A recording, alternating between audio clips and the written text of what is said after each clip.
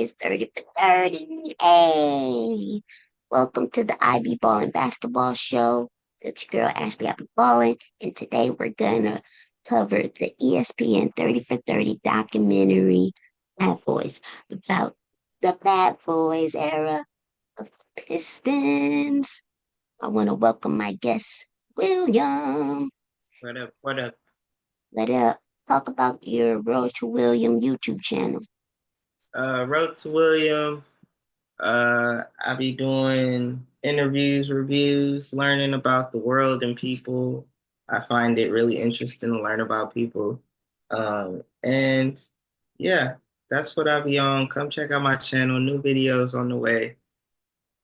Check it out. Subscribe. Okay. Make sure you like, comment, and subscribe. Visit the channel. Check out all the, it's a one-stop shop.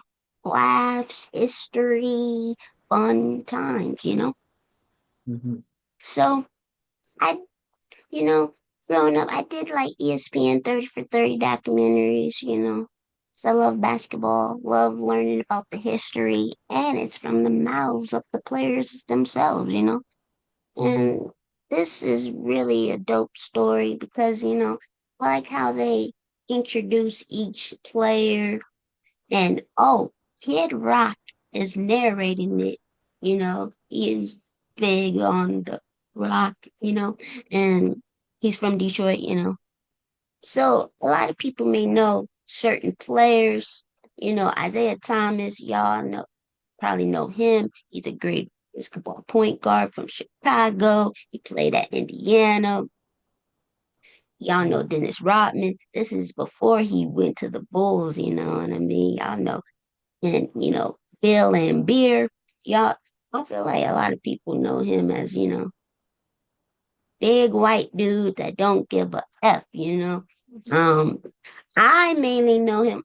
I wasn't born, right? When this was happening, but I mainly know Bill Laimbeer because he used to coach the Detroit Shock, which was a WNBA team, and he led them to titles as well. So that's what I know him from. And I know John Sally because, you know, he actually has been in different movies. He's been in Bad Boys. I feel like he's been in Men in Black. Mhm. I feel like he's been in a lot of different movies, but that's pretty cool how he turned into a basketball player then actor. But you know, this is about how they actually started with the 67 riots and they talked about, the Detroit scene.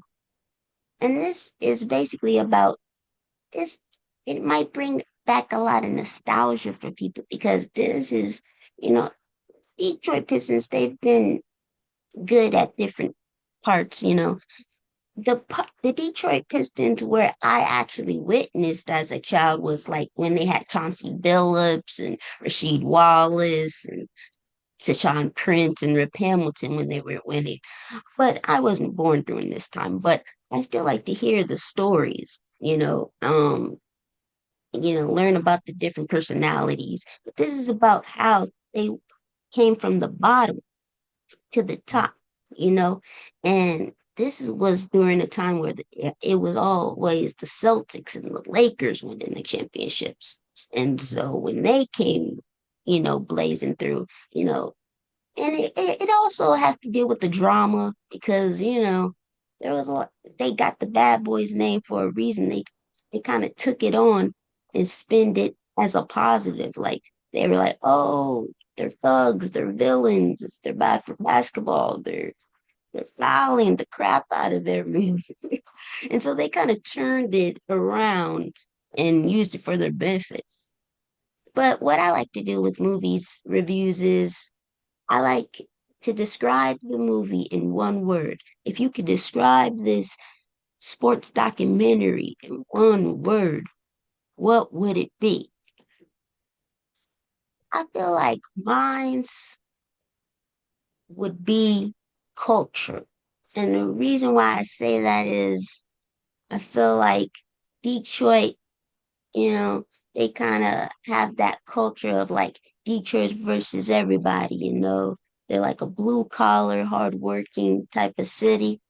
And I feel like that's sort of how the Pistons played. They played like Detroit people, hardworking, and it took them building a culture, starting with Isiah Thomas and Bill Laimbeer, right? And they both of those players they came from different backgrounds, but they were also the same, getting the work done, and they cared about winning. That's all they wanted to do. And so those two guys, I feel like were the two guys that brought that culture. And of course, the coaches and the GMs, but you know, whenever the players would switch, get traded and stuff like that, it always started with Isiah Thomas and Bill and Beer because they started that, hard nosed culture, and that would be my word, culture for the culture, yeah. What would be your word to describe this movie?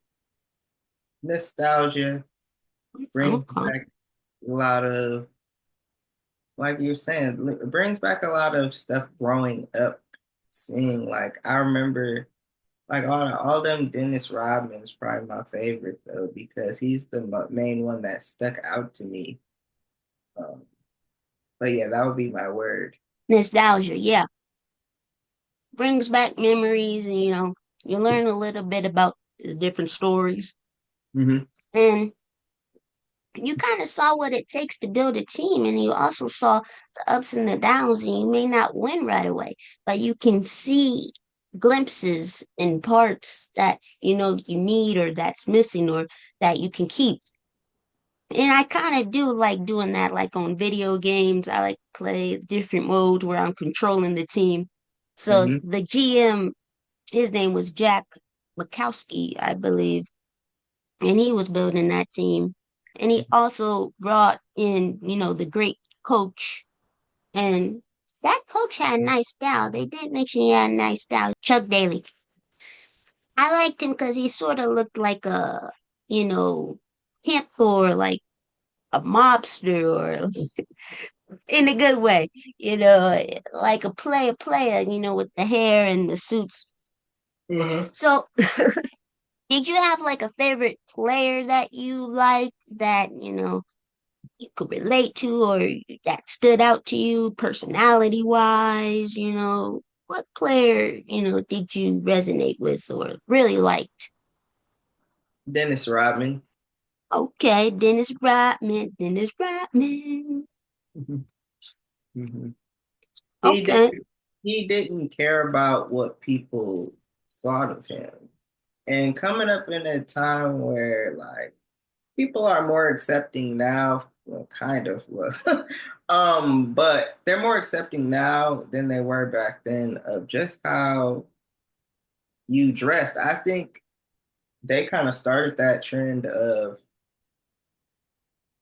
really dressing outside off the court, bringing in that culture more, like not just sports, but how you move, how you dress, how you show up. They kind of started that. But yeah, Dennis would be my favorite one. Yeah. You know, red carpets. I felt like he dated a lot of popular, you know, I feel like Carmen Electra maybe he was dating, or was he dating Madonna? I don't know. He was dating somebody famous. But yeah, I actually feel like they should do a movie about Dennis Rodman or maybe like a show, Hmm. um, something.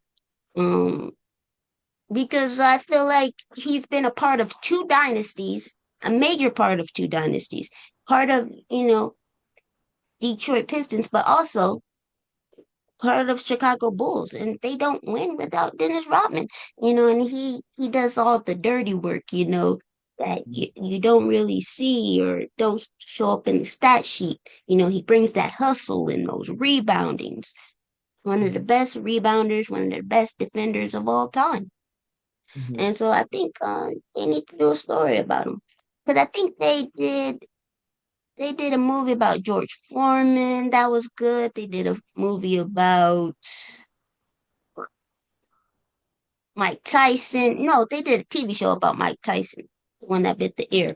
But yeah, they're doing a lot of TV shows and a lot of movies about different, you know, different popular players, and I think he should be one of them because he came from a hard background, um, trouble background.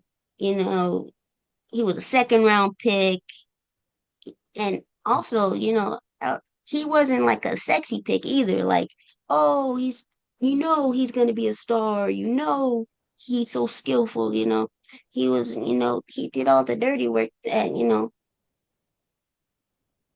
some players don't want to do, They want to be the star of the team all the time. And, he was defensive player of the year, six man, but also culture, like I said, I feel like that was a great culture for him and a great family structure. Because, he's very emotional and, they loved him. Like he probably never really had a family like that or brothers like that. Mhm. And talked about his relationship with his mom. I think they have rekindled. Um, I do want to do a video on Dennis Rodman's children because one of his sons is playing basketball and I think the other plays volleyball or something like that.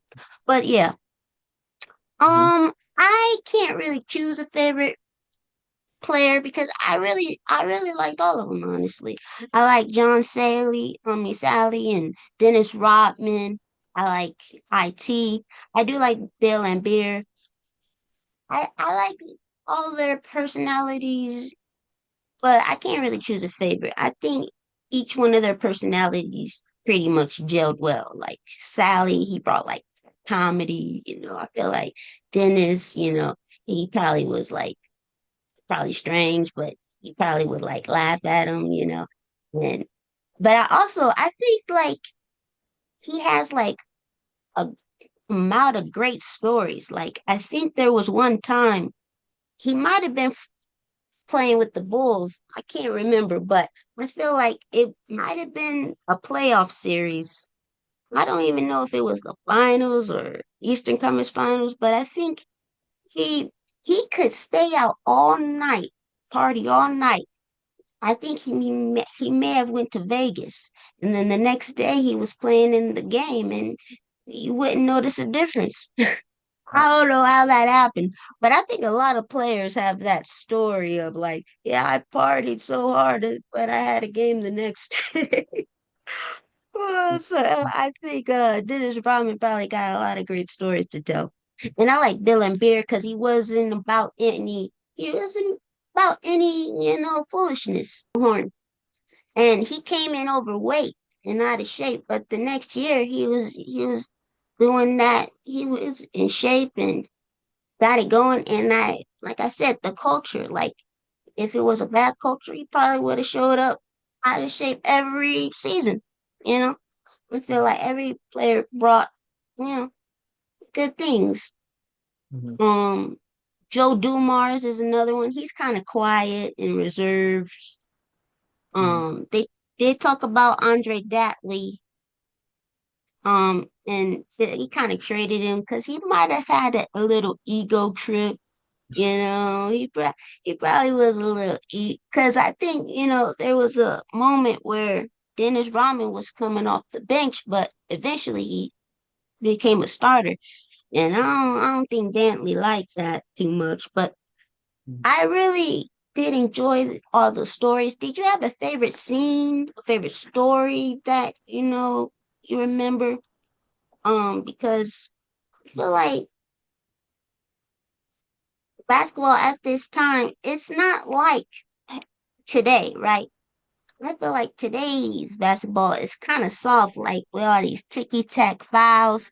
And I feel like back then, my favorite scenes was seeing all the hard fouls and the fights and you know because we have a chant that I do at the game, no layups. Because some people just let the player get a layup. Like not the Pistons, not back in the day. Nah, you going in that lane, wow. And they don't allow that today, right? For obvious reasons, the safety. You don't want players to get injured, right? But there has to be a happy medium, in my opinion. It can't be too soft, but it can't be too rough. Like, it can't be the Pistons level of like just knocking you down, right? But it can't be what they're calling today. It's like, can we play defense? They don't allow you to play defense in this league anymore. So that that might be my favorite thing, like all the stories and seeing all those fouls back in the day. Do you have a favorite scene? I like the all the basketball scenes and just learning more about Dennis Rodman and his upbringing. Okay, okay, okay. That's good.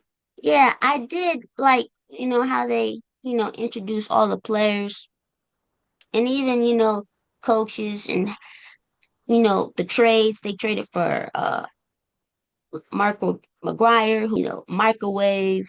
They called him like the microwave because he could produce a lot of points coming off the bench. And he didn't really have an ego like Dantley. And hardships, but also, you know, the championships. But they also talked about how their run was, coming to an end. They won back-to-back championships, and they was like, even the Celtics didn't do that. But eventually, with age and injuries, the dynasty had to, you know, end. But I did like them talking about Magic Johnson and how Isiah Thomas was like the shorter version of Magic Johnson, the smiles, But I liked how, because Magic Johnson, he was in LA, and LA is different from Detroit. So I think, Isiah Thomas got like a bad rap a little bit Hmm. because he was involved with the whole bad boys movement and he didn't shake, Michael Jordan's hand and he was left off the dream team. And, Magic Johnson and Isiah Thomas was fighting, and they were supposed to be friends and stuff. So I did like that. But I also like the highlights of the Pistons players, but actually the Pistons players before they became Pistons players. I really did like those because, you do see a lot of highlights of Pistons, but, Ben Laimbeer and, Dennis Rodman, where were they before, Mhm. Freak Mahorn, John Saley, like before they were Pistons, Mhm. But do you have like a lesson that you learned from watching this doc? You know, Hmm. because I feel like the lesson is winning is very hard. It's very hard.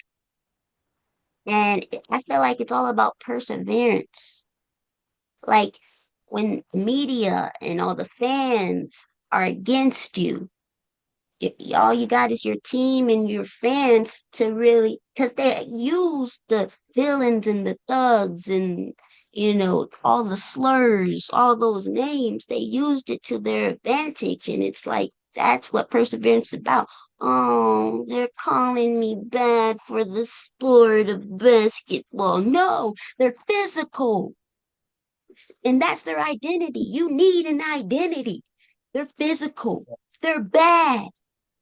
Yeah. They're not just gonna let you get this layup and dunk. No, get out of there, man. Yeah. That's their identity, and a lot of teams lack identity now. In my opinion, I feel like the Bucks lack identity, and we lack that.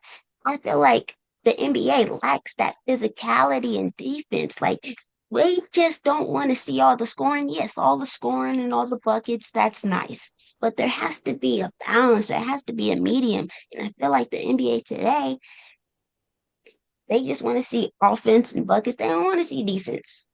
I heard somebody say who had tried to get into the league, I think, like more like NBA league, that the ones we see, and how do you feel about this? I want to get your take on it.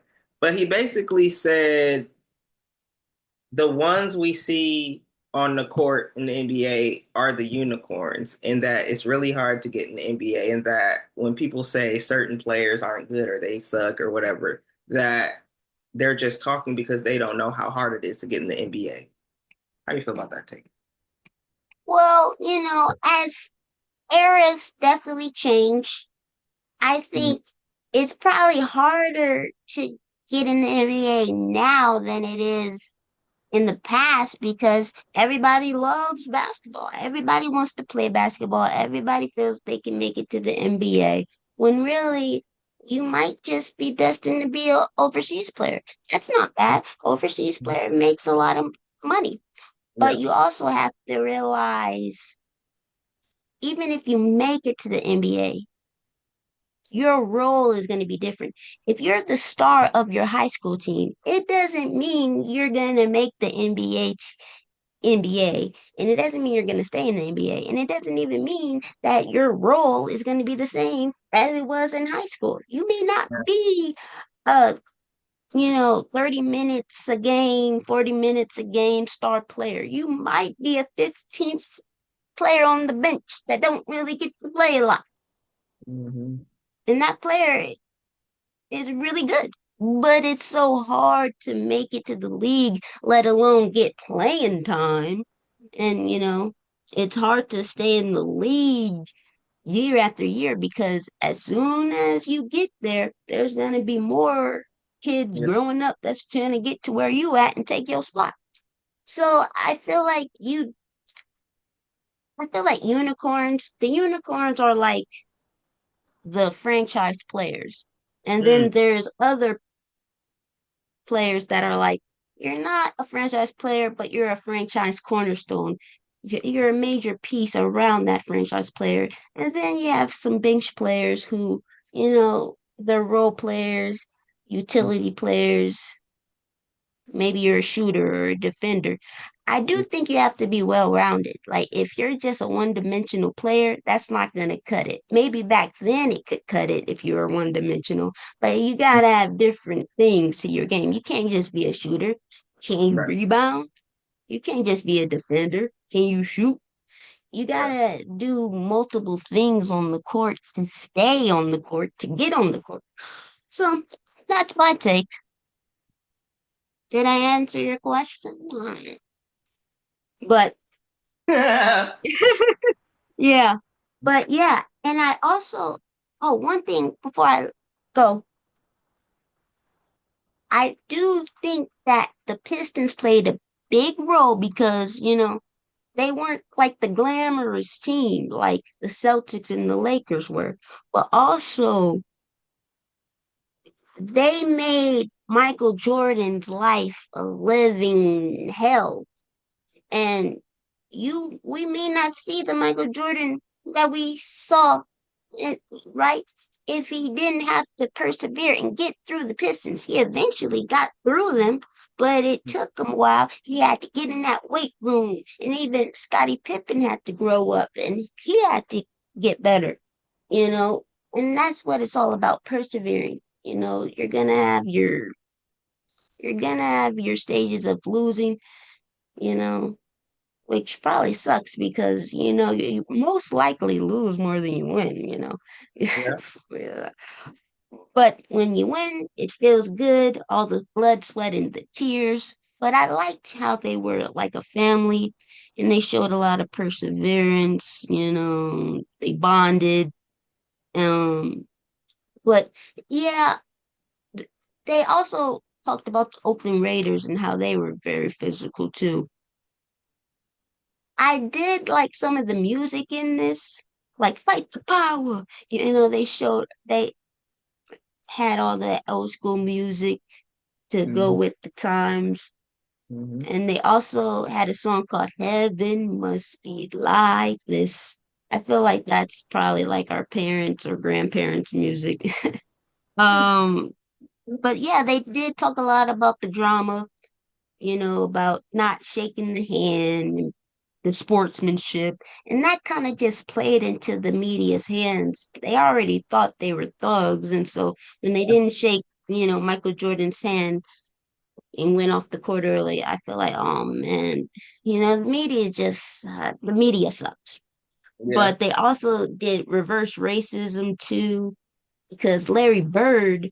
People call him the Great White Hope, and he he was really big on the Celtics, and there was like, oh, if he was black, he would just be another guy. That really blew up in the media, and so I just feel like they couldn't really win. They couldn't get good boy image. They had the bad boy image, Yeah. and so they talked a lot about those issues.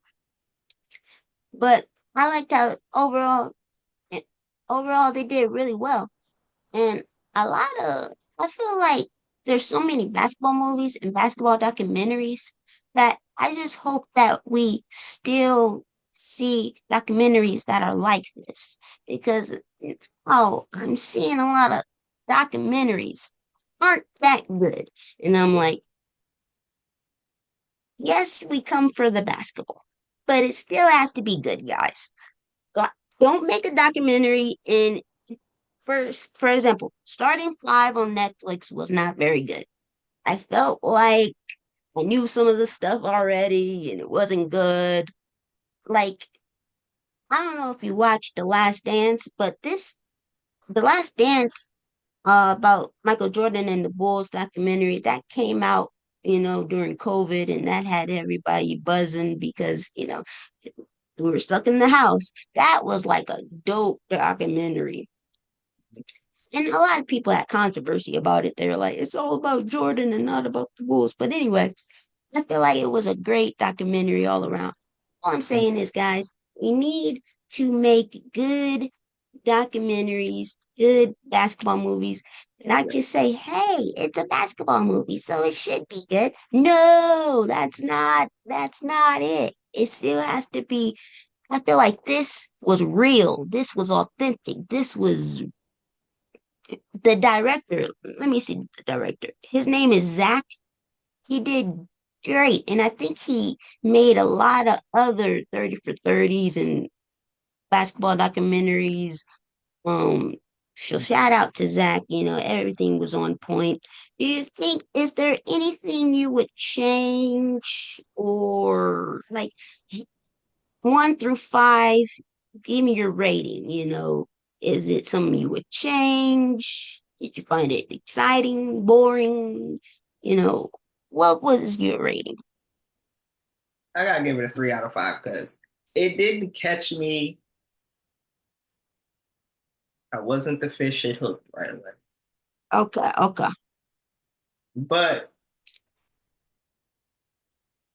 it was good, like storytelling wise. It just took a while. It took too long to capture my attention. okay, okay. That's Slow roast. slow, slow roast. Or some people say slow burn. I don't really like slow burn. I really don't. I feel like if you haven't captured my attention in the first 30 minutes, it's not going to be good. But I guess because I love basketball, I was into it probably more. I definitely give it a 4 out of 5. I can't give Mhm. it a 5 only because I did love the sports scenes, especially you know, the before they were famous, scenes in the stories. I just think it could have been because I've seen a lot of docs and stuff. I feel like it could have got that real big boost from something. It was missing like one ingredient. It's like a championship team that is missing that one key player that could really change it all. I feel like that's what was missing from the documentary. But it was a championship team is good, right? But you're missing that one key player that could make the big difference. But 4 out of 5 is not bad. And Yeah, I but think yeah, they missed the opportunity of doing like a Bucks one. Like now it's been years since the Bucks have won a championship. I'm like, they should have had that documentary out a year after, at least a year and a half. Now we gotta wait for them to make another one, so maybe they'll be on board. But hopefully someone documented the process. yeah, I think it would be cool because I guess it was 50 years. because they won in 1971, then 2021, so that was 50 years. And Giannis, in Game Six, Bucks in six is like one of their phrases. In Game Six, he dropped like 50 points. So I feel like, wow, 50 years, 50 points. But I think, as Giannis' career gets older, and hopefully if he wins one more, there will be a big documentary about it. Maybe Kareem can be in it, Oscar Robertson, and the 2021 Bucks and the future Bucks. But I Yeah. feel like it's sort of like the Pistons. I feel like sometimes they had bad luck. And I feel like the Bucks are going through that now, where they're just going through bad lucks, injuries and suspensions and trades, and Damian Leonard has a blood clot, and so it's like, what? It's all you want to do is be healthy. All you want is a chance, and if you're not healthy, you don't really have a full chance. But what can you do? What can you do? But yeah, I would give mine's the 4 out of 5. It could have been a little better, you know. But also, you know, it depends on when this documentary was made, also, because True. since then, docs have improved, right? So you Yeah. never know. Yeah. But there's so many basketball docs I really want to do Through the Fire, but I have to find it. It's about Sebastian Telfair. He didn't blow up in the NBA, but I remember it's a very nostalgic because I remember watching it in middle school. And I was like, oh wow.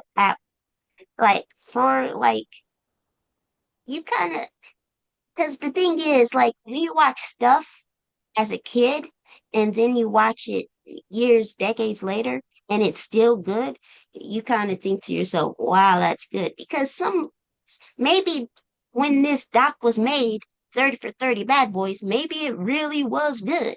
But Mhm. then decades later, it may not be as good as it was when it first came out. And some movies are like that. Some docs are like that. So, yeah. Mhm. But thanks, y'all. Make sure you share your favorite Piston moment, your favorite player. Maybe you grew up with the Pistons, or maybe you learned about them later on.